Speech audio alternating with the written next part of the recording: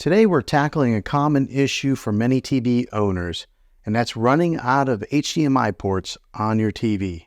But fear not, because I'm going to show you how to add more HDMI ports to your Element TV in just a few simple steps.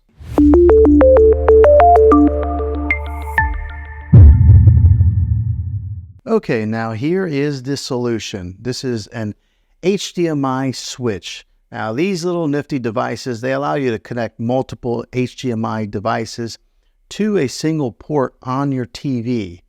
Now the reason that I went with this one, because there are quite a few options out there to choose from, but I went with this one because it's pretty heavy duty. It's made of metal, so it's heavy. It's not plastic. It won't move around too much, but also it does support 8K. Now I don't have anything that really uses 8K at this point in time, but it's future proofing myself, so that way whenever the TVs do jump up to 8K or any of these devices that you use support 8K, I will have a device that works well with this. So that's why I went with this device. Now I'll put a couple different options in the link down below of where you can get an HDMI switch from all my research of researching which ones are best. So I'll put two different options on there, but this is the one that I went with.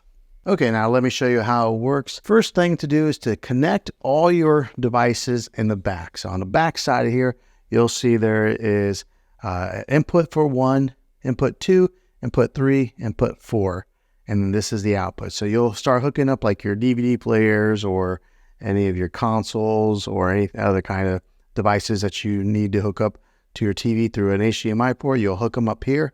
Then here you'll get an HDMI cable that you'll hook from here that goes into the HDMI port on your TV. So that's the output. And then this right here is the AC adapter. This is what gives power to this particular switch here. So that you'll just plug in right there like so. And then once you power it on, I'll go ahead and get this plugged in and show you guys how it works with the remote. Okay, now that we have it all plugged in, as you can see, there's an indicator light there that shows that it's getting power. And then there's an indicator light on input 1. Now, so let's say that you want to go over to input 2. You'll just jump here on this remote and you'll see that they have the different options. You'll just press number 2. And then now the indicator light is on number 2. Auto, if you turn on auto, it will just kind of recognize what input has a live feed going into it. So I kind of recommend just using 1, 2, 3, or 4 and switching between the devices that you want. The arrows here on this remote will just go from input 1 and you push the up arrow to go to input 2, 3, 4, and so on. Or you can click backwards. Then you get, it's got an on and off switch also in case you want to turn it on and off, of course. But yeah, easy peasy to understand, easy peasy to use, but this is how you would do it.